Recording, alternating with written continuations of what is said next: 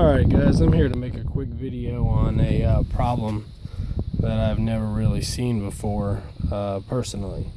Nor is Google providing much help with this. So I've got here a 1991 Toyota Corolla with a 4AFE dual overhead cam fuel injected engine. Yesterday or day before, something like that, this car was running just fine, had a dead battery. So I recommended that they charge the battery overnight and see if the car started, because this car had sat for a very long time in the driveway. So they charged up the battery, and when attempting to start it after charging it, the car cranked over just fine. They heard a loud pop, and then the car wouldn't start. So I eventually made it over where the car was, and I asked them to crank it, and when they cranked it, I immediately could tell the car had no compression.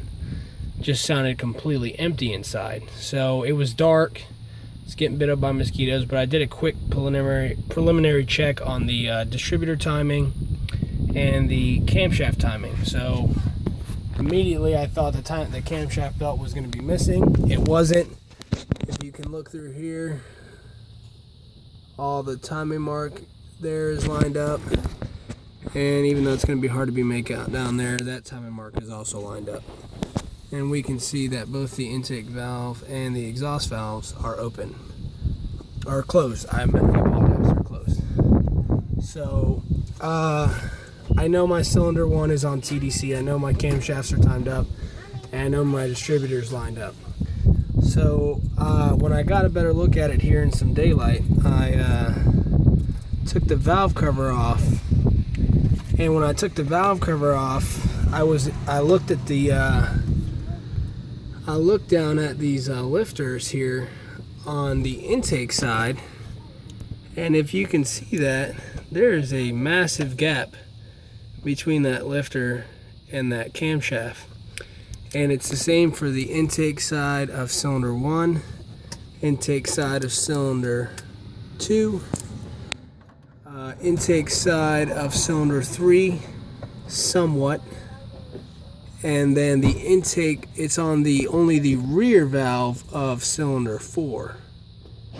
So that one's good, the inner valve, I guess, the valve towards cylinder 3, and the valve on cylinder 4 has that gap. And you can see the lifters aren't stuck, because if I use my magnet here, I'm able to lift that lifter up. Same thing. These camshafts, these are down, but even with that camshaft being down, you can see that I have an obvious gap here. Here, no gap. And then here, I've obviously got that gap.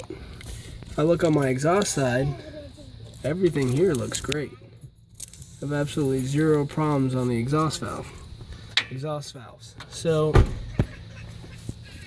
I've never seen this before personally on a Toyota engine, but I think I'm dealing with some dropped valves. I'm thinking that it dropped the valves right out of the keepers, and that they're sitting there touching the pistons right now. So you know, if that's the case, I'm not sure if this motor's toast, or if it's something that I could just do a head gasket job, get some keepers and call it a day.